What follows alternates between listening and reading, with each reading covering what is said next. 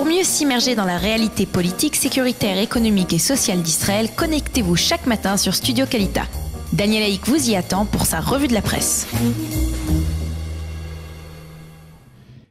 Eh bien, c'est l'heure effectivement de la revue de la presse israélienne ce matin, une revue de la presse assez chargée avec plusieurs titres qui sont bien entendu consacrés à la tension extrême qui règne ce matin à Jérusalem, en particulier dans la vieille ville, en particulier autour du mont du Temple à Jérusalem. Le site Walla, nous commencerons par lui, titre en page d'ouverture ce matin.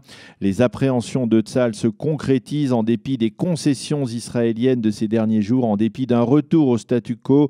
Les Palestiniens continuent à embraser la situation. Durant la soirée d'hier, des centaines de Palestiniens se sont retranchés dans la mosquée d'El-Aqsa et ont provoqué les forces de sécurité israéliennes qui ont dû riposter en tirant des gaz lacrymogènes. Une centaine d'agitateurs palestiniens ont été blessés. Certains d'entre eux ont été arrêtés. Les forces de sécurité israéliennes rendent Mahmoud Abbas responsable de cette nouvelle dégradation. Il tente de prouver à Israël que les règles du jeu ont désormais changé, a affirmé l'un des responsables des renseignements militaires israéliens au sein du commandement de la région centre. On considère qu'il faudra plusieurs semaines avant de déterminer si l'on retourne au calme d'avant le 14 juillet dernier ou bien si l'on assiste à un soulèvement massif palestinien. Face aux appréhensions de l'armée israélienne, les forces de police ont reçu hier de nouveaux renforts en perspective de la prière du vendredi qui risque d'être la source d'une nouvelle journée de violence. La manchette du Yediot Aharonot se fait l'écho ce matin de ces appréhensions. Le journal parle de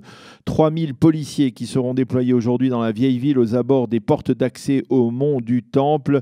Le Israël Hayom parle de Har Ga'ash, c'est le terme en hébreu pour parler de volcan qui menace d'entrer en éruption aujourd'hui. Et le journal cite le commandant en chef de la police de Jérusalem, Herzi Halevi, qui, dans une tentative de restaurer la force de dissuasion de la police israélienne et des forces de sécurité, a conseillé aux Palestiniens, je cite, de ne pas mettre à l'épreuve les policiers israéliens, sinon cela risquera de mal tourner pour eux. Il faut noter que dans la nuit, eh bien, les responsables de la police ont décidé d'interdire l'accès au mont du Temple aux fidèles de moins de 50 ans, aux hommes fidèles de moins de 50 ans. Les femmes pourront accéder sur le mont du Temple, quel que soit leur âge.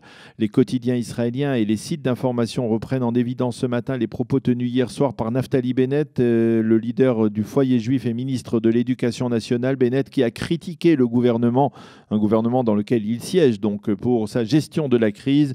Nous sortons de cette crise affaiblie et au lieu de renforcer notre sentiment de souveraineté sur le mont du Temple, ce sentiment s'est affaibli, s'est effrité. Et justement, face à ces critiques de Bennett, le site NRG estime que Binyamin Netanyahou va devoir faire montre d'une certaine créativité, écrit-il, pour satisfaire sa droite nationaliste, tout en essayant de restaurer le calme qui régnait dans la région jusqu'au 14 juillet, avant l'attentat donc sur le mont du Temple d'il y a 2 semaines. Et le site NRJ estime que l'effritement du sentiment de sécurité de la part de la population, doublé des affaires judiciaires le concernant, pourrait bien ébranler solidement Binyamin Netanyahou et son gouvernement. Et le NRJ de rappeler toujours que la semaine dernière, le Premier ministre qui rentrait de Hongrie a voulu aller dans le sens du trio des ministres Bennett, Shaked et Elkin en maintenant les portiques de sécurité, mais ensuite il a compris que cela risquait de l'affaiblir sur le plan politique et il a fait une volte-face donc en début de semaine dernière. Et pourtant, un sondage rendu public hier par la chaîne 10 de la télévision israélienne, qui généralement n'est guère tendre avec le Premier ministre, révèle que si des élections avaient lieu aujourd'hui, Binyamin Netanyahou serait considéré et de loin comme le plus apte à remplir les fonctions de Premier ministre, et le Likoud s'imposerait toujours largement comme le plus fort parti politique d'Israël. Selon ce sondage d'Arutz SR, 32% des Israéliens considèrent Netanyahou comme le plus apte à diriger le pays, contre 14% qui pensent la même chose de Yair Lapid. Si des élections avaient lieu aujourd'hui, le Likoud l'emporterait avec 28 mandats contre 20, tout de même pour le camp sioniste, 17 pour le parti Yesh Atid de Lapid et 13 pour le foyer juif de Naftali Bennett. Le Maariv se fait l'écho de 2 positions exprimées hier et même ces derniers jours par le Premier ministre Binyamin Netanyahou. La première position se rapporte à la peine de mort pour les terroristes. Hier, lors d'une visite de condoléances qu'il a effectuée auprès de la famille Salomon, qui a durement été frappée, on le sait, par l'attentat de Khalamish il y a une semaine, le Premier ministre Netanyahou s'est déclaré favorable à l'instauration de la peine de mort pour les terroristes. Il y a des cas comme celui-là où il faut tout faire pour que le terroriste soit condamné à mort, a dit le Premier ministre donc aux membres de la famille Salomon.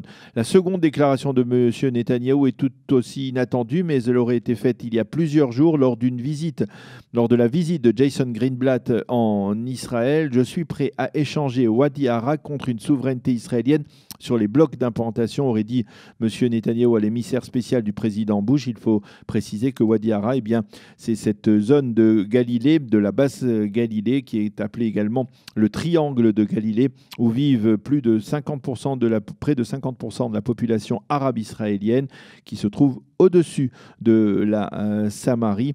Cette proposition, il faut le préciser, a été faite il y a de nombreuses années par l'actuel ministre de la Défense, Avigdor Lieberman, qui proposait tout simplement de modifier les frontières d'un futur État palestinien en rajoutant donc à la Samarie d'aujourd'hui cette fameuse région du triangle de Galilée où vivent donc plus de 45% de la population arabe israélienne. C'est la première fois que Binyamin Netanyahou fait ce type de proposition, ce qui lui a valu un Twitter du ministre israélien de la Défense, Avigdor Lieberman, bienvenue au club, mais cela lui a aussi valu de très vives critiques de la part de l'ensemble des députés arabes israéliens qui siègent à la Knesset.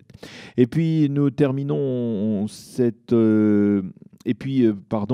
nous terminerons cette revue de la presse et des médias israéliens. Non, nous ne terminons pas encore la revue de la presse et des médias israéliens. Nous allons la terminer dans quelques instants, mais en marge de ces développements préoccupants, une lueur d'espoir. Les journaux télévisés d'hier soir et de ce matin, les journaux nous montrent la cérémonie de Brit Mila du petit-fils de Yosef Salomon, assassiné vendredi soir dernier avec sa fille Chaya et l'un de ses fils Elad, Zichronam Livracha. Hier, en effet, toute la famille qui était en Shiva s'est levée pour assister à la Brit Mila de Shmuel, du fils de Shmuel, un autre fils donc de Yosef Salomon. Le bébé a bien évidemment pris le nom de son grand-père, disparu il y a une semaine. Et comme l'expliquait hier Yair Cherki sur la deuxième chaîne de télévision, pas un œil n'est resté sec lorsque le grand rabbin Israël Meir Lo a donné en public le nom de ce bébé. Et puis toujours à propos du massacre de Khalamish, le ministre israélien de la Défense, Avigdor Lieberman, a rencontré hier le soldat qui a neutralisé le terroriste et lui a dit qu'il méritait une médaille pour son geste.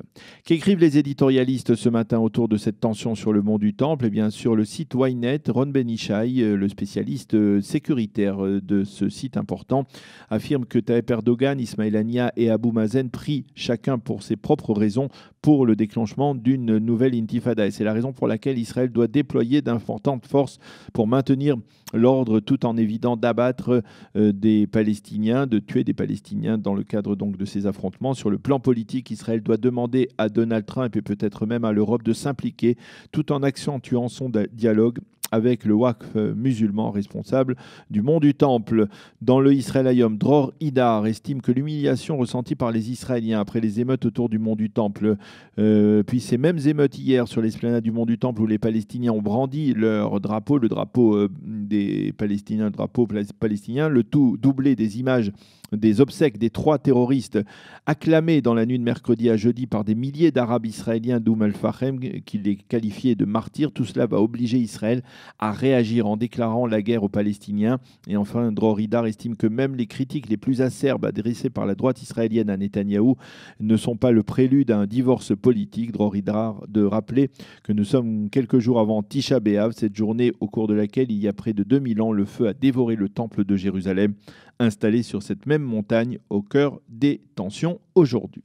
Tzvi Barel dans le Haaretz parle d'un ouf de soulagement qui a été poussé hier dans plusieurs capitales du monde arabo-musulman après qu'Israël ait retiré toutes les caméras et restauré le statu quo. Il n'y a pas qu'Israël qui redoute une nouvelle intifada.